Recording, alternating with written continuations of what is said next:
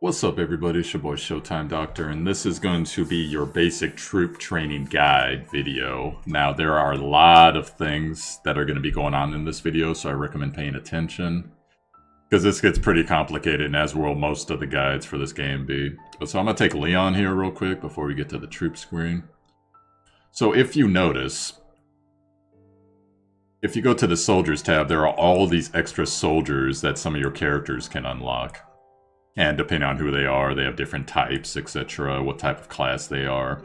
So you see here 4, 8, 12, 14 different troop types, and what's going to govern that is your class change, whatever you're going to focus on for your class changes. If you notice here, like say I pick Swordsman, there's 2 different troops in the background there, pick Highlander, different troops, Grand Knight, different troops, etc. So as you're upgrading your classes, and depending on whichever routes you decide to go, and then once you... well, I should explain this first before I begin. So, say I'm going to upgrade Leon, and I gotta choose one of these 3 classes, either Grand Knight, Highlander, or Swordsman. And there are different skills, and there are going to be different troops based on that. And what's going to happen is, you are going to upgrade and eventually master whatever you pick. And then you can either advance or you can regress with some currency. You have to spend some currency and then you could go master something else. Until eventually, for most of your characters, you are going to be unlocking all of these skills and troop types. And so even, like, let's say I unlock all these, right? And I decide that, oh, I actually want to be a Shrine Master. Well, everything that I unlocked previous to that is going to be available to me, including the skills, and I can just swap them in and out depending on what I need for whatever battle, right? So just keep that in mind as I'm going through this troop training video. And I'll go through a class video, a basic class video for you guys at another point. But so just keep that in mind. So right now we're going to go over to the troop training. And the troop training, as I've been told and I've come to agree with, is the most important aspect of this game. Now, a lot of you that's going to catch off guard because you're just going to say, what about the heroes? What about this? And I'm not even going into the whole faction thing right now, because that's a whole nother video. But I need you guys to pay attention to this troop training. So when you get to the initial screen, it's going to show you whatever troops you have unlocked, and there's going to be more that you need to unlock eventually. But so we're going to take Cavalry as an example, because I showed you Leon earlier. So it's going to give you their base stats right here, depending on what you've upgraded, and there are 3 different tiers of training. So they got their own skill tree, and you're going to be able to choose, okay, you know, I want to... For me personally, I chose to upgrade defense right now over health. I'll be getting around to health eventually, because I want to unlock elite cavalry, and then eventually, once they level up high enough, I want to unlock cavalry training. So you see all these troops types, right? They start off as basic cavalry. There's elite cavalry, and then someday heavy cavalry.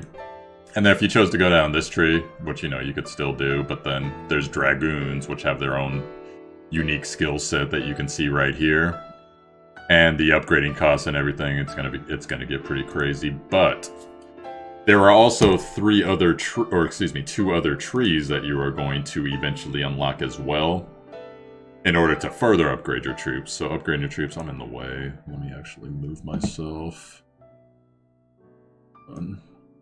So there are going to be 3 different trees, and I can't show you unfortunately because they're unlocked.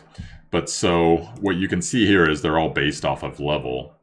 And keep in mind too, elite cavalry rather, heavy cavalry. So if you go back, come over here to the soldier gallery, and you can check and see, like let's go to, you got your basic troops right here. You are going to be unlocking all of these troops eventually, and you see how many pages they scroll, and that's just... you know, this is all troops, but as you see here, level 1, these are your basic troops that most of you have right now, since we just started the game on global.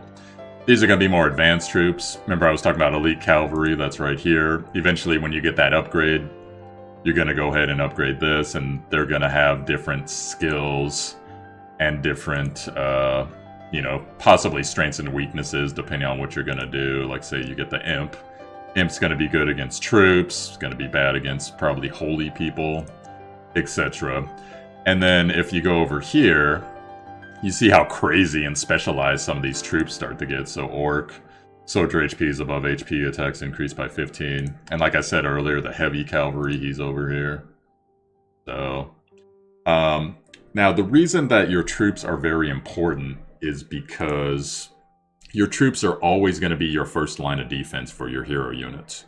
So having them be as buff and as tanky and hit as hard as possible to not only kill as many of the enemy troops as possible, and if you're doing it right, they're specialized to kill, you know, like say the holy troops versus demons, etc., or the lancer troops versus horses.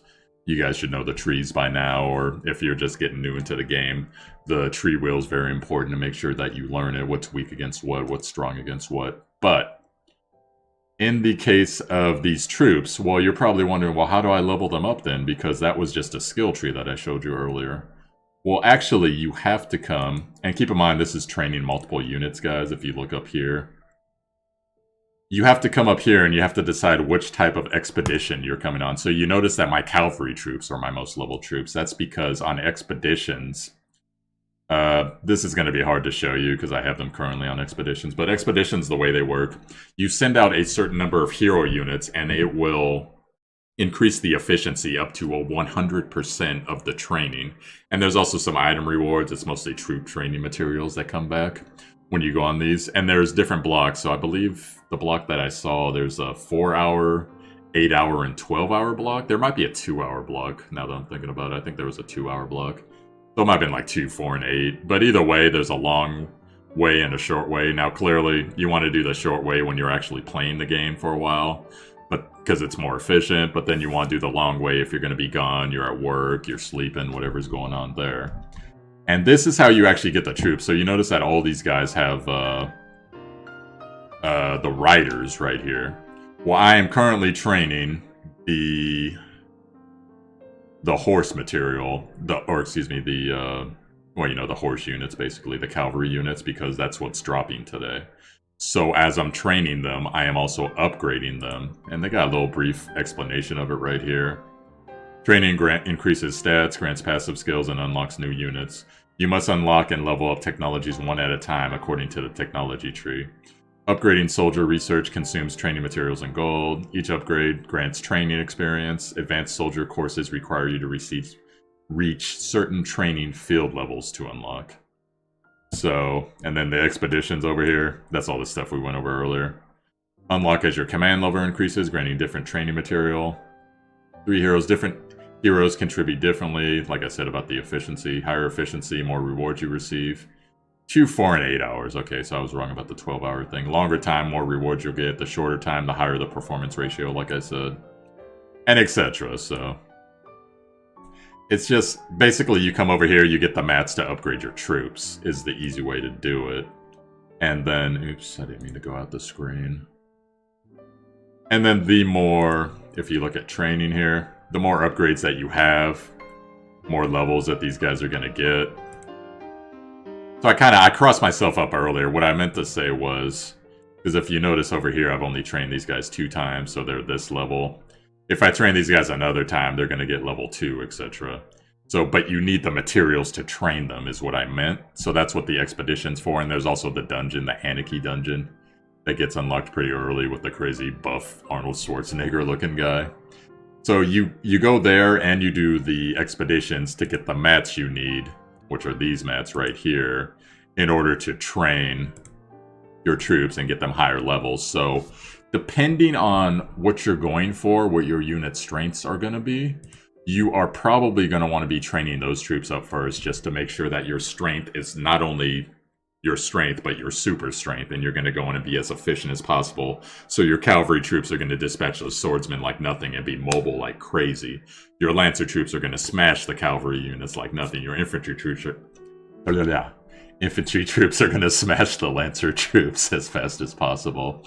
And the more of this training that you get going, guys, the more troops you're going to unlock, and the better off you'll be, because once again, your troops are your first line of defense to keep your heroes alive. And as you heal those units with your healer units, your troops are going to come back. There are also passives in this game that if your troops get wiped out, a certain percentage of them will be restored as long as you survive the battle after the battle. So you want your troops to be super fierce, super tough, guys. So get in here, be sure. That should be your number 1 priority, actually. I know most of us are crossed up on the heroes, and your heroes should still be pretty high priority. But your troops need to be your #1 priority because your troops are going to get you through things and your troops are going to take those hits for you. Be able to dish out a good amount of damage as well.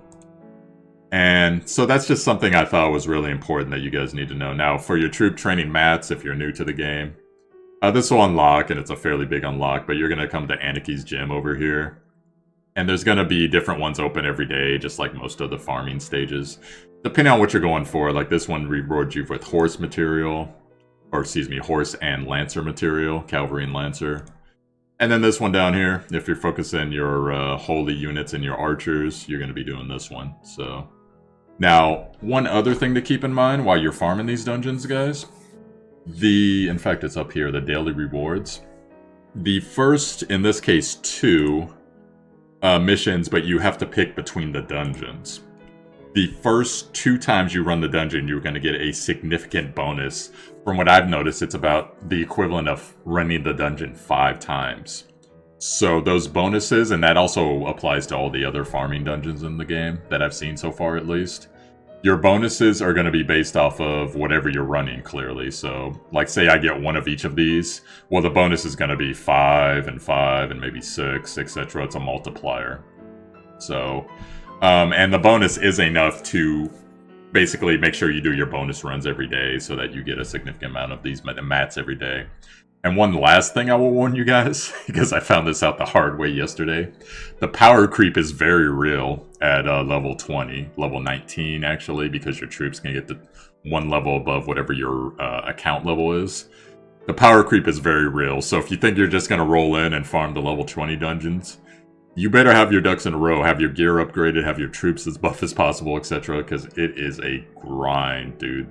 This, along with the movement buff that the Aniki bosses provide, this was insane trying to fight this one. We did it yesterday on multiplayer, because multiplayer, if you run the dungeons multiplayer, you get 20% additional rewards on top of all the other bonuses and multipliers I mentioned before. But if you lose that stamina, whereas you can always restart if you do solo player stamina otherwise, so... Anyways, guys, but that's just a quick guide. Now, I'll eventually, as I learn more things, I'll get more into the weeds on particular types of troops, particular types of builds, what counters hard what, and things that come up that are like huge problems in this game. But for now, guys, that's your basic guide, so I hope you appreciate. Well, maybe not appreciate, but I hope that was informative to you. Either way. And that'll be it for this guide. So, yo, if you haven't seen me before, I'm Showtimedr, Showtimedr. This is my YouTube. Please hit like and subscribe if you enjoy the content.